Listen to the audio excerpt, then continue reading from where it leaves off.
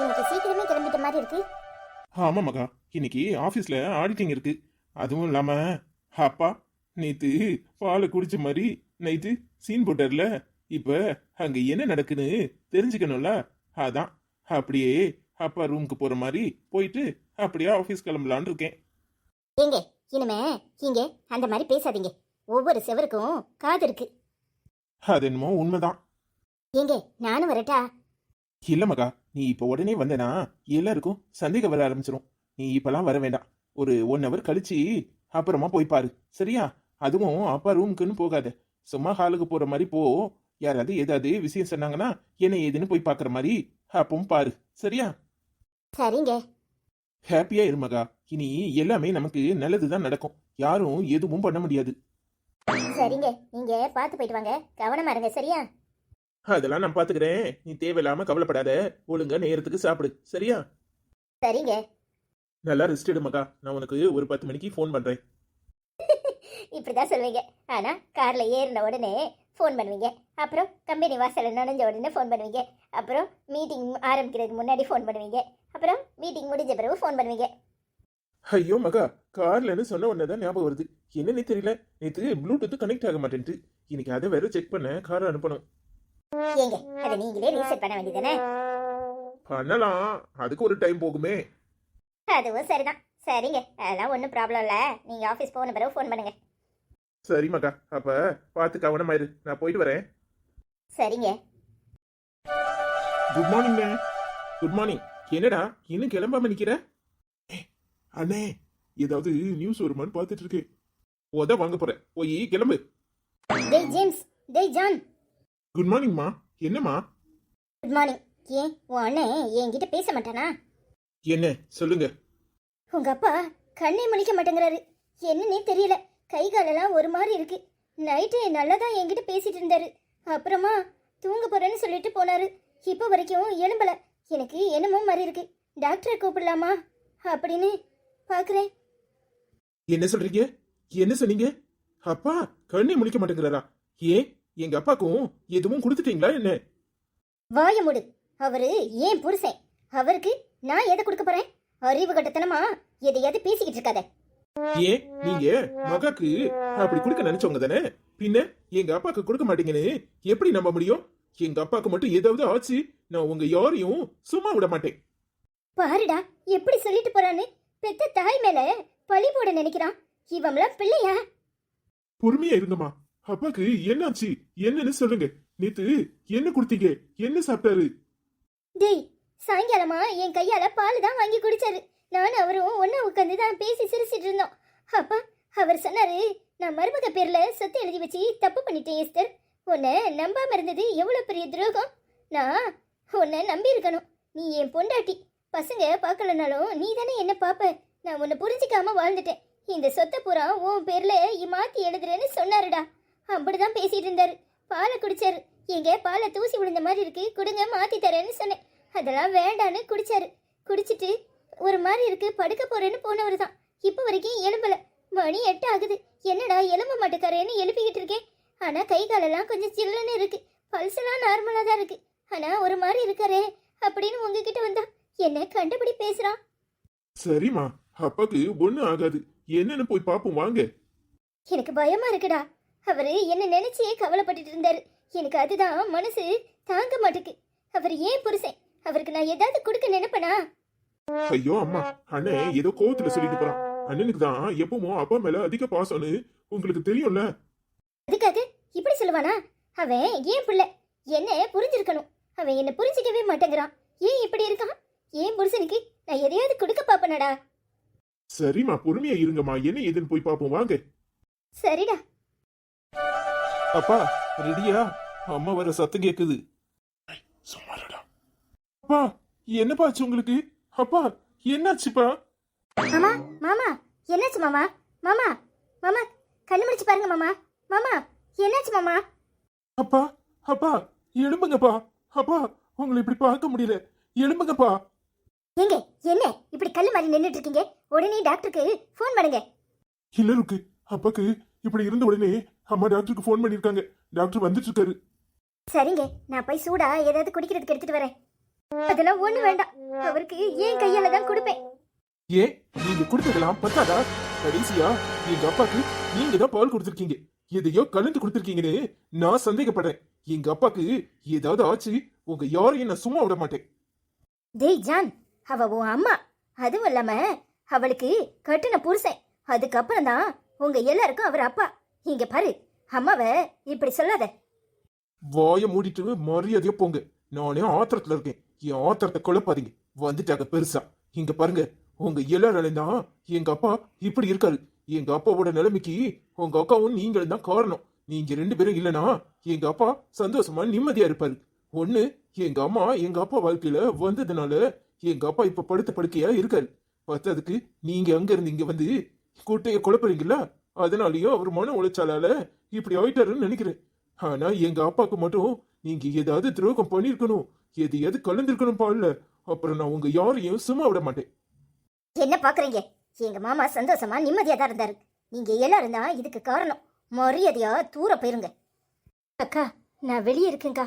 எல்லாரும் என்ன தப்பா பேசுறாங்க. நான் அப்படி ஒரு காரியத்தை மாமாக்கு செய்வேனாக்கா? நீயே செஞ்சிருக்க மாட்டேன்னு எனக்கு புரியுது. ஆனா இவங்களுக்கு புரிய வைக்க முடியாது. மாமா நல்லபடியா சரியாகணும். அவர் ஒருத்தர் தான் உனக்கு துணையா இருப்பாருக்கா. இதெல்லாம் என் நேரம் டி. கட்டண புருஷனை மதிக்காம இதுகளெல்லாம் நான் மதிச்சேன் பாரு. அதனால வந்த விளைவு தான் இது. நேத்து கடைசியா அவர் என்ன சொன்னாரு தெரியுமா? நான் தப்பு பண்ணிட்டேன் எஸ்தர். மருமக பேர்ல சொத்தை எழுதி வச்சு தப்பு பண்ணிட்டேன். நான் உனக்கு உன் பேர்ல எழுதி கொடுக்கணும் எஸ்தர். நான் உன்னை நம்புறேன் எஸ்தர். நீதான் என்ன கவனிச்சுக்குவேன்னு சொன்னார். கடைசியா சொன்ன வார்த்தை இதுதான். உன் பேர்ல சொத்தை மாத்தி எழுதி தரேன்னு சொன்னாரு. ஆனா இப்ப இப்படி இருக்காரு. என் புருஷன் சரியாகி எந்திரிச்சு வரணும். எனக்கு அதுதான் வேணும். அப்படி போட அருவாள. என்ன பாக்குறீங்க சின்ன மாமியாரே பெரிய மாமியாரே? கடைசியில ஆட்டை கடிச்சு மாட்டை கடிச்சு சொத்து விஷயத்துக்கு வந்துட்டியல்ல, அதான பார்த்தேன். மாமா கண்ணை மூடி படுத்துட்டாரு. இனி அவர் எந்திரிச்சு வந்து எப்ப உண்மையை சொல்ல போறாருன்னு தானே இம்புட்டு போய் பேசுறீங்க. உங்க தில்லா அல்லங்கடி பித்தலாட்டம் எல்லாம் எனக்கு தெரியாமலா இருக்கேன். இப்படி பேசினா இப்ப சொத்தை இவ அப்படியே மனசுருகி நம்ம பேருக்கு எழுதிருவா அப்படின்னு நினைக்கிறீங்க, அப்படித்தானே? நான் தான் சொன்னேன் இருக்கு, இவங்க யாரும் மாற மாட்டாங்க. இவங்க என் அப்பாக்கு இப்படி ஆனது கூட இவங்களுக்கு எல்லாம் பெருசு கிடையாது. ஆனா இவங்களுக்கு சொத்து சொத்து சொத்துன்னு அதை கட்டிக்கிட்டு ஆளணும். ச்சே, என்ன ஜென்மங்க. போதும் நிப்பாட்டுடா. அறிவு கட்டத்தனமா உளராத. அவர் சொன்னதை நான் சொன்னேன், அப்படிதான். இப்ப நான் உங்ககிட்ட இந்த சொத்து வேணும்னு கேட்டனா? அப்போ வாய மூடிக்கிட்டு இருங்க. எதுக்கு மாறி மாறி மாறி மாறி சொத்து சொத்துன்னு பேசிட்டு இருக்கீங்க? நீங்க தான் இப்படி ஒரு காரியத்தை பண்ணி மாமாவை படுக்க வச்சுட்டீங்கன்னு நானும் சந்தேகப்படுறேன். தானும் சந்தேகப்படுறாரு. அந்த சந்தேகத்தை மாத்துறதுக்காக சும்மா கதை விடுறீங்களா? மாமா அப்படி பேசினாரு இப்படி பேசினாருன்னு. இங்க பாருங்க, எது உண்மையோ அது மாமா எழும்பி சொன்ன பிறகுதான் எல்லாருக்கும் தெரியும். அது வரைக்கும் வாயை திறக்காதீங்க. என்ன நீங்க யாரும் நம்ப மாட்டீங்க. ஆனா கர்த்தர் மேல ஆணையா சொல்றேன், அவர் சொன்னது உண்மை. உங்களை நாங்க யாரும் நம்ப மாட்டோம். நீங்க உங்களுக்கு தேவைனா எல்லா சத்தியமும் பண்ணுவீங்க. சத்தியம் உங்களுக்கு சக்கரை பொங்கல் சாப்பிடுற மாதிரி. இங்க பாருங்க, ஓரமா நில்லுங்க. எங்க அப்பாவை கவனிச்சுக்க எங்களுக்கு தெரியும். எங்க அப்பாவுக்கும் இனி உங்களுக்கும் எந்த சம்மந்தமும் இல்ல. உங்களாலதான் எங்க அப்பாவே இப்படி படுத்திருக்காரு. என்னத்த என்ன பண்ணினீங்க? ஏன் மாமா இப்படி ஆகுறதுக்கு என்ன பண்ணீங்க? உண்மையை சொல்லுங்க. நீங்க தான் எங்க மாமா இப்படி ஆகுறதுக்கு காரணம். சொல்லுங்க, என்ன பண்ணினீங்க? உங்களுக்கு சொத்து தானே வேணும். எல்லா சொத்தையும் உங்க பேர்லயே மாத்தி எழுத சொல்றேன். இங்க பாருங்க, நானும் என் புருஷனும் இந்த வீட்டை விட்டே போயிருந்தோம். ருக்குவும் ஜேம்ஸும் இந்த வீட்டை விட்டே போயிருவாங்க. அதான் இங்க இருக்கிறதும் இல்லாதும் அவர் இஷ்டம். இப்ப சொல்லுங்க, உண்மையை சொல்லுங்க. எங்க நிலைமைக்கு காரணம் மாமா தான். நாங்க நல்லா இருக்கணும்னு ஆசைப்பட்டவரு அவர் தான். ருக்குக்கு சொத்தை எழுதி வைக்கணும்னு ஆசைப்பட்டதும் மாமா தான். இன்னைக்கு படுத்த படுக்கையா மாமாவை ஆக்குனதும் இந்த காரியம்தான். எல்லாத்துக்கும் காரணம், ஆனா மூல காரணம்னு ஒண்ணு இருக்கும்ல, அது நீங்க தான். நான் நம்புறேன் நீங்க தான் இந்த காரியத்தை பண்ணிருக்கீங்க. எங்க மாமா சொத்தை ருக்கு பேர்ல எழுதுனது உங்களுக்கு பிடிக்கல, அப்படித்தானே? உண்மையை சொல்லுங்க. என்ன பண்ணீங்கன்னு சொல்லுங்க. எங்க மாமாக்கு சரியாகட்டும். நாங்க எல்லாரும் இப்பவே இந்த வீட்டை விட்டு போயிருந்தோம். என்னடி பேசுற? என்ன பேசுற? அரைஞ்சு பல்ல கலத்தி போடுவேன். ஏதோ அழுதுகிட்டு இருக்காளே இவகிட்ட இப்ப பேசினபடின்னு பாக்குறியா? அவர் ஏன் புருஷன். அவரை நான் எப்படி இந்த நிலைமைக்கு ஆளாக்குவேன்?